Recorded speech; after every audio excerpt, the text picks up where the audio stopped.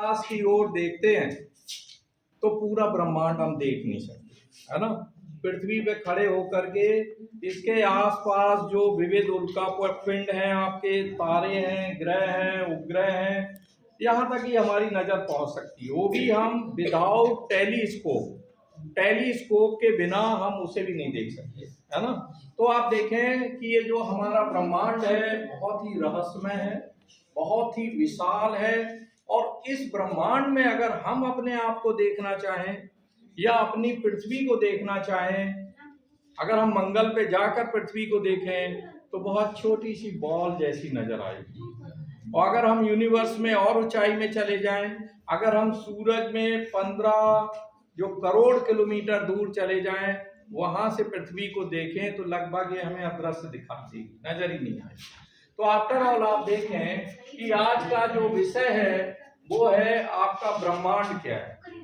तो ब्रह्मांड की एक सरल सी डेफिनेशन हम लोगों को नोट करनी है कि पृथ्वी के चारों ओर फैले हुए असीमित, पृथ्वी के चारों ओर फैले हुए असीमित एवं अनंत आकाश, अनंत आकाश, शून्य को अंतरिक्ष कहते हैं, शून्य को अंतरिक्ष कहते हैं। इस अंतरिक्ष में अनेक तारे हैं, ग्रह हैं, उपग्रह हैं, उल्का है, धूमकेतु आदि खगोलीय पिंड यानी जो सेलेस्टियल बॉडीज हैं ये चक्कर लगाते हैं। इन्हीं खगोलीय पिंडों के सम्मिलित रूप को, इन्हीं खगोलीय पिंडों के सम्मिलित रूप को ब्रह्मांड कहते हैं।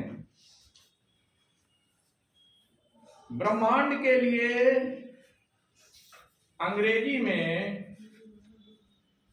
कॉस्मॉस, ब्रह्मांड के लिए अंग्रेजी में कॉस्मॉस, कॉस्मॉस शब्द का प्रयोग किया जाता है। कॉस्मॉस शब्द का प्रयोग किया जाता है और इस ब्रह्मांड के अध्ययन को कॉस्मोलॉजी कहते हैं। इस ब्रह्मांड के अध्ययन को कॉस्मोलॉजी कहते हैं। आज हमारे अध्ययन का विषय ये है कि ये तारे क्या होते हैं। तारे वो आकाशीय पिंड हैं जिनका खुद का प्रकाश होता है। अगर पूछा जाए तारे में, स्टार्स में और प्लैनेट्स में, इन दोनों में क्या अंतर होता है, तो तारों का खुद का प्रकाश है और ये जो आपके ग्रह हैं ये तारों की परिक्रमा करते हैं और इनका खुद का प्रकाश नहीं होता है। जैसे अगर हमारी पृथ्वी पर सूरज ना निकले, सूर्योदय ना हो तो पृथ्वी पे प्रकाश नहीं नजर आएगा। तो पता ये लगा कि ये जो ग्रह हैं वो स्टार के प्रकाश से प्रकाशित होते हैं। इसके अलावा आप देखें जो सैटेलाइट्स हैं, जो उपग्रह हैं, ये जो है ग्रहों की परिक्रमा करते हैं। किसकी करते हैं? अगर हम इसको ग्रैंडफादर मान लें, अगर हम अपने सोलर सिस्टम में आ जाएं तो हम अगर ये माने कि जो सूर्य हमारा है, सूर्य के जो चारों ओर 8 ग्रह जो परिक्रमा कर रहे हैं तो उन्हें हम ग्रह कहेंगे, यानी जो परिक्रमा कर रहे हैं सूर्य के चारों ओर। और तो इसको अगर हम ग्रैंडफादर माने तो ये एज ए फादर होंगे, ठीक है। और इनसे, इनकी जो चारों तरफ परिक्रमा कर रहे हैं उन्हें हम उपग्रह कहते हैं। जो ग्रहों की परिक्रमा करते हैं उन्हें उपग्रह कहते हैं। तो आप देखें कि ये ग्रैंडफादर, फादर और they are sons and daughters, ठीक है भाई।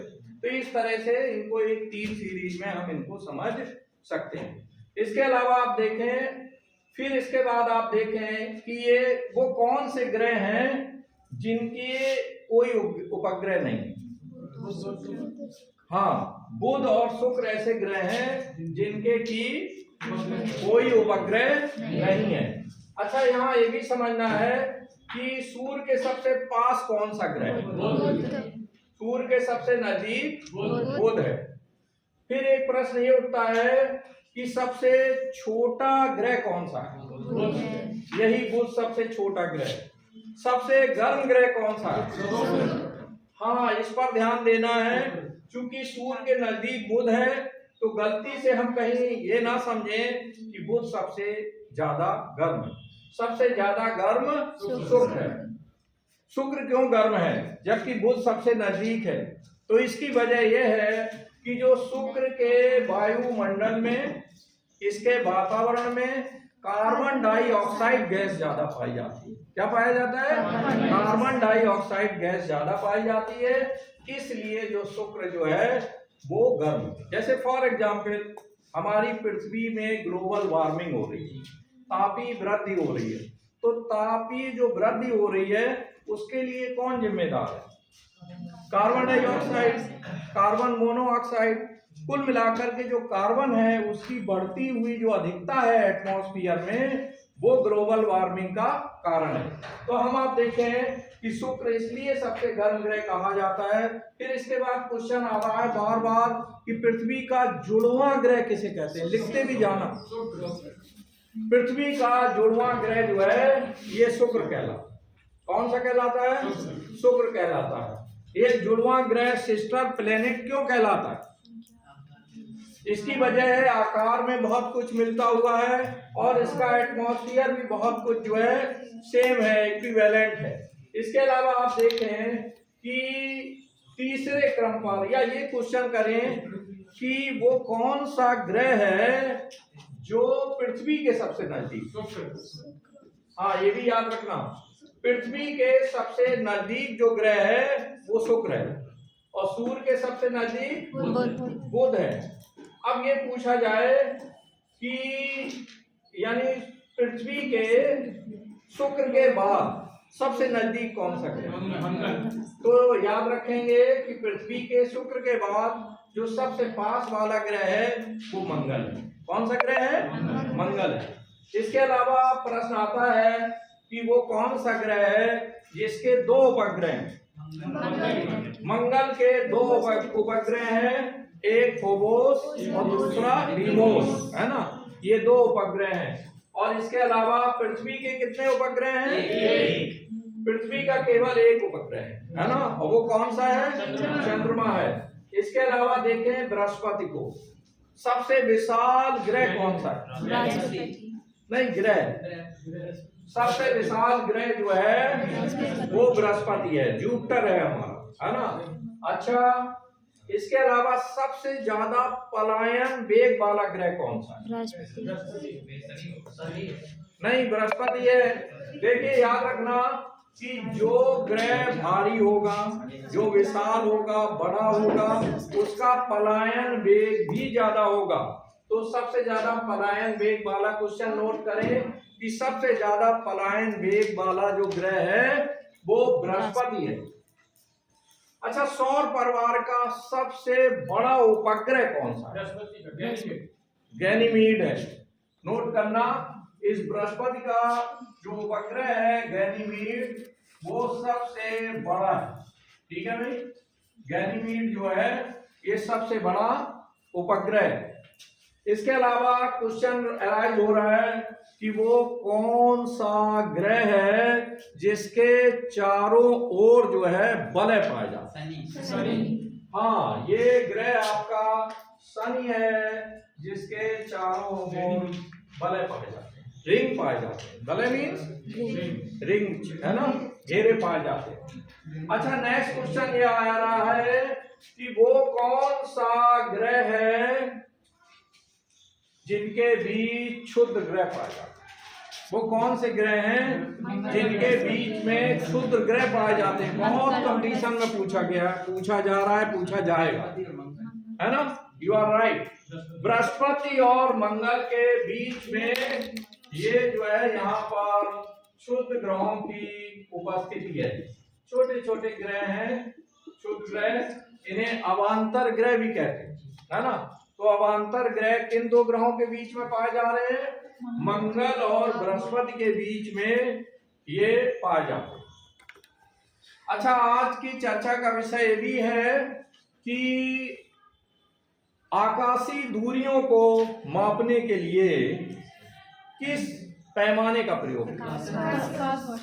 प्रकाश वर्ष का। क्योंकि याद रखें, जो हमारा ब्रह्मांड है ये बहुत बहुत विशाल है।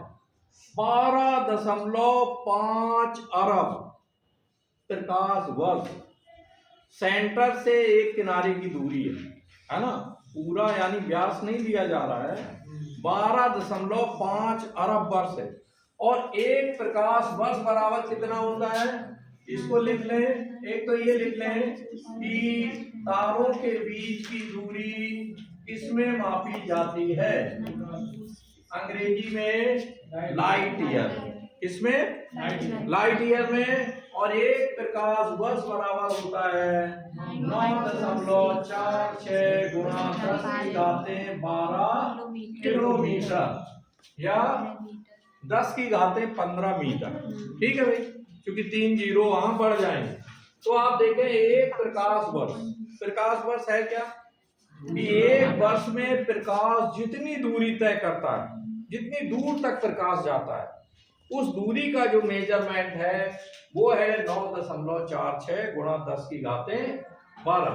तो अगर आप इसको जीरो बढ़ा करके लिखना चाहें तो 2 जीरो कर्टेन हो जाएंगे। तो आप इमेजिन दैट 946 और इसके बाद 10 zero, you know that? Yes.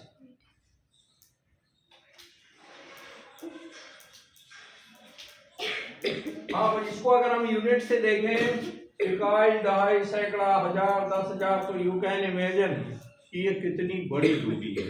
इतने किलोमीटर जो है दूरी प्रकाश एक वर्ष में तय कर लेता है। ठीक है भाई। तो तारों के बीच, तारे बने किसके होते हैं?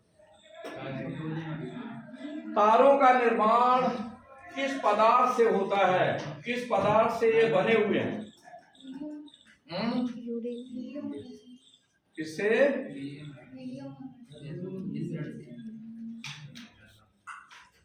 हीलियम। हाँ भैया, हीलियम। और तारे किस पदार्थ से बने होते हैं? तारों की रचना नेबुला से। नेबुला लिखें, नोट करें। तारों का निर्माण जो है नेबुला नामक पदार्थ से हुआ है। तारों में जो हाइड्रोजन हीलियम में बदलता रहता है, दिस इज डिफरेंट मैटर। लेकिन ये एक्चुअली तारे बने किसके होते हैं?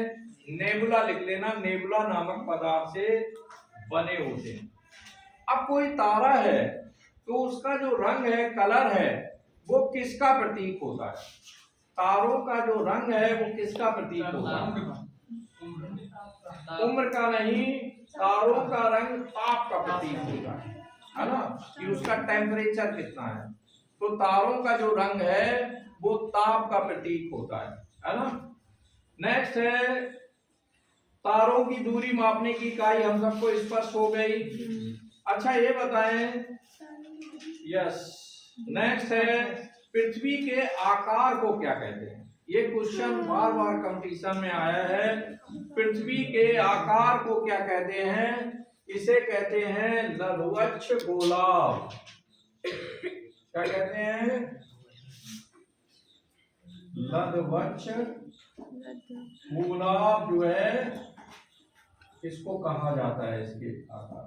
ठीक है भाई, लघुवक्ष गोलाभ कहते हैं।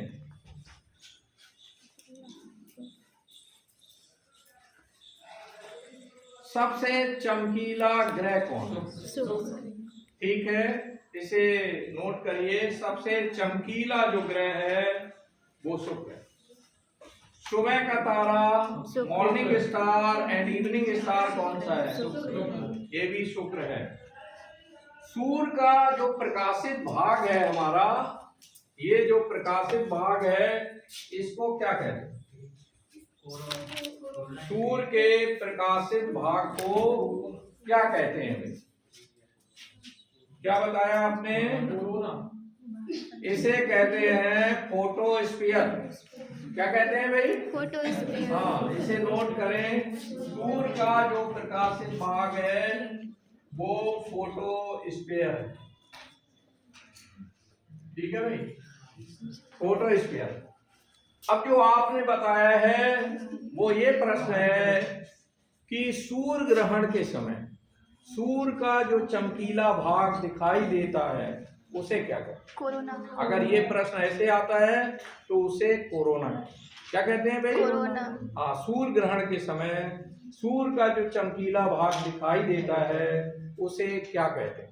उसे कोरोना कहते हैं। और अभी हम लोग कोरोना को फेस कर रहे हैं, लेकिन ये कोरोना डिफरेंट है। ठीक है भाई, कोरोना किसे कहते हैं? यस। अच्छा बताएं, इस समय सूर्य से सबसे ज्यादा दूरी पे कौन सा ग्रह है? वरुण। वैसे भी दूर है और वैसे भी दूर है ना भाई? अच्छा, क्या ये जो ग्रह है कभी सूर्य के नजदीक और कभी दूर भी होते हैं या एक समान दूरी पे रहते हैं? दूर भी होते हैं। कब दूर होते हैं? देखिए, जब यू आर राइट, जब वो अवसर की कंडीशन में होते हैं, यानी आप देख रहे हैं इनकी जो कक्षा है वो अंडाकार है। कैसी है कक्षा? अंडाकार है। तो जब हमारे ग्रह इस पोजीशन में होते हैं, इधर और इधर, तो वो दूर होते हैं। और जब वो इधर वाली पोजीशन में होंगे, ये वाली पोजीशन, ये नजदीक की पोजीशन होगी, यहाँ पर नजदीक होगी। ठीक है भाई? तो अपसौर और उपसौर है ना? तो अपसौर में दूर होते हैं और उपसौर में नजदीक होते हैं। अच्छा, नेक्स्ट अगला क्वेश्चन ये है, ये पलायन वेग क्लियर है? किसे कहते हैं पलायन वेग?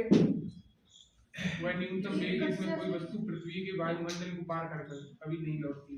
हाँ, नीचे से ऊपर। अच्छा ये बताएं, थोड़ा क्वेश्चन वैज्ञानिकों में भी आ रहे हैं कि वो कौन सा वैज्ञानिक था, अंतरिक्ष यात्री था जो पहली बार चंद्रमा की सतह पर उतरा? Neil Armstrong. ठीक है भाई? अच्छा, वो कौन सा अंतरिक्ष यात्री था रहमान जो पहली बार जो है जिसने पृथ्वी का चक्कर लगाया, यानी अंतरिक्ष? यूरी गागरिन था। वो कौन था भाई?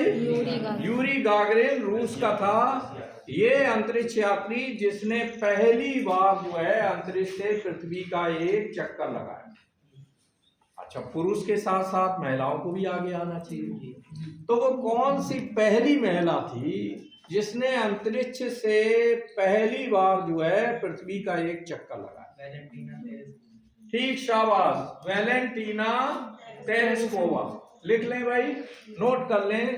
अंतरिक्ष से पृथ्वी का चक्कर लगाने वाली पहली महिला वैलेंटीना तेरेस्कोवा थी। और वैलेंटीना के नाम से इत्र परफ्यूम भी बिकता है। ठीक है भाई? तो याद रखना, कहाँ की थी वो? रूस की थी। Yes, you are right. अच्छा, कौन पहला भारतीय था पुरुष? हाँ, स्क्वाड्रन लीडर राकेश शर्मा जो है। वो कौन सी प्रधानमंत्री थी जिन्होंने राकेश शर्मा से पूछा था कि तुम्हें भारत और पृथ्वी कैसा दिखाई देता है? Indira Gandhi. She was late Mrs Indira Gandhi, है ना? इंदिरा गांधी ने उनसे पूछा था कि आपका देश कैसा लग रहा है, पृथ्वी कैसी लग रही है? बहुत ही सुंदर, है ना? तो आप देखें। अच्छा, वो पहली भारतीय महिला कौन थी जिसने अंतरिक्ष का एक चक्कर लगाया? कल्पना चावला, है ना? आज मैं चर्चा कर रहा था कल्पना चावला की अपने लेक्चर में कि, और उसमें कल्पना चावला को मैं क्वेट कर रहा था कि सपने जो देखे जाते हैं वो सपने जरूर फलीभूत होते हैं, है ना, अगर ईमानदारी से देखे जाए, है ना? कल्पना चावला का भी सपना था कि अंतरिक्ष में जाना है। जब वो आप लोगों की एज की थी तो खुले आकाश के नीचे गर्मी के मौसम में जब वो लेटती थी तो उसे तारे बहुत आकर्षित करते थे। उसे लगता था कि एक दिन इनके बीच में जाना है। That was her dream. ये उसका सपना था कि उसे अंतरिक्ष के बीच में जाना है। और आप देखें कि वो सपना उसका फलीभूत हुआ, है ना। सपना उसने बाकायदे बीएससी किया, एमएससी किया और आफ्टर दैट वो वैज्ञानिक बनी और फिर वहाँ नासा से फॉर्म निकला और कल्पना चावला ने अप्लाई किया, उसका एज ए साइंटिस्ट जो है चयन हो गया और जब वहाँ से अंतरिक्ष में भेजा गया, अंतरिक्ष यात्रियों का दल टीम भेजी गई तो उसमें उसे लीडर बनाया गया, है ना। तो देखें आप, खुली छत पे लेटे लेटे जो सपना देखा था वो कहाँ, हरियाणा से जाकर के और वहां वो पहुंची, है ना। तो सपने हमेशा फलीभूत होते हैं बशर्ते ईमानदारी से देखे जाएं और उनके लिए प्रयास भी किया जाए। ख्याली पुलाव नहीं पकाएं, है ना भाई। हाँ, मुंगेरी लाल का सपना, है ना। चले तो आगे हम आप बढ़ते हैं। नेक्स्ट, लाल ग्रह किसे कहते हैं? मंगल। क्यों कहते हैं इसे लाल ग्रह? हाँ, यस। नेक्स्ट बताएं। अगला है, पुच्छल तारे का जो शीर्ष प्रकाशित दिखाई देता है उसे क्या कहते हैं? क्वेश्चन नोट करना चाहिए। पृथ्वी, पुच्छल तारे का शीर्ष जो कि प्रकाशित होता है उसको क्या कहा जाता है? पुच्छल तारा का शीर्ष जो कि प्रकाशित होता है उसको क्या कहते हैं? उसे कोमा कहा जाता है, कोमा।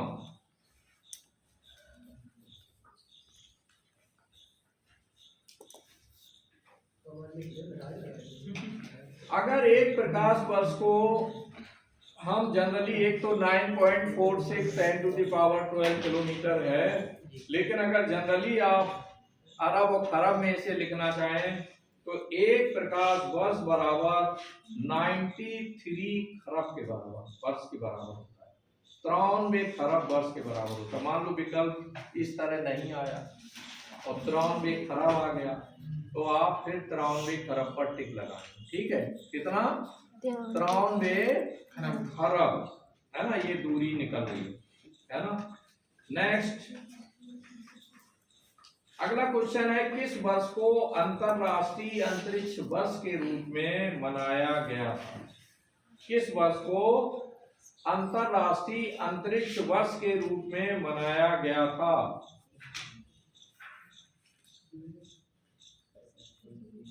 किस वर्ष को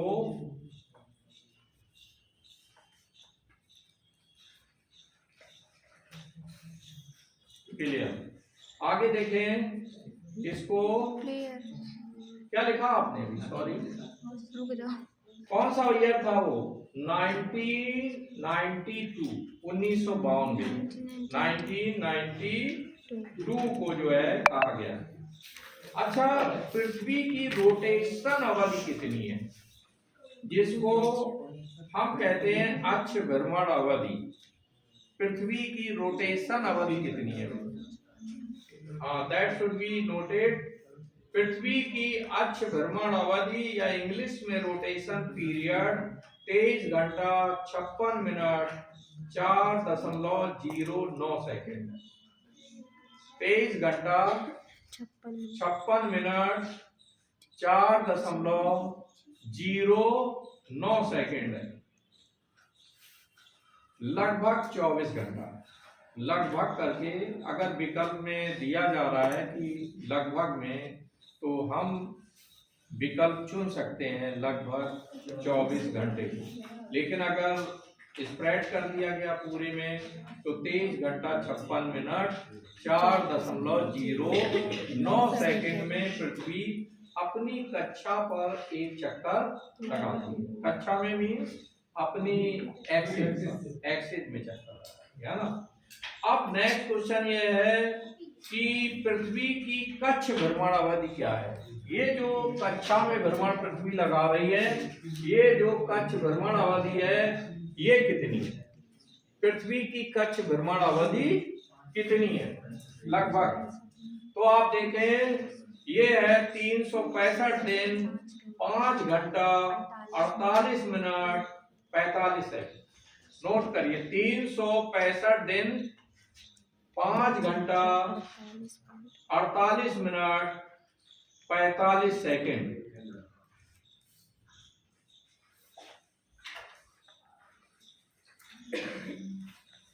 अब हमारी चर्चा का विषय है जो आपके 3 सिद्धांत हैं, महाविस्फोट सिद्धांत, सतत सृष्टि सिद्धांत और दोलन सिद्धांत।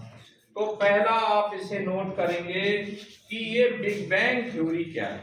बिग बैंग थ्योरी क्या है, इसे हम संक्षिप्त में नोट भी कर लेंगे जिससे मेमोरी में ये स्टे करे। ठीक है, नोट करिए। अंतरिक्ष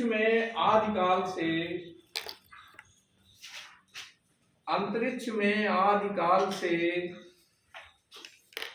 संपूर्ण ब्रह्मांडीय पदार्थ, कॉस्मिक मैटर, संपूर्ण ब्रह्मांडीय पदार्थ, कॉस्मिक मैटर एक अत्यंत सघन पिंड के रूप में एक स्थान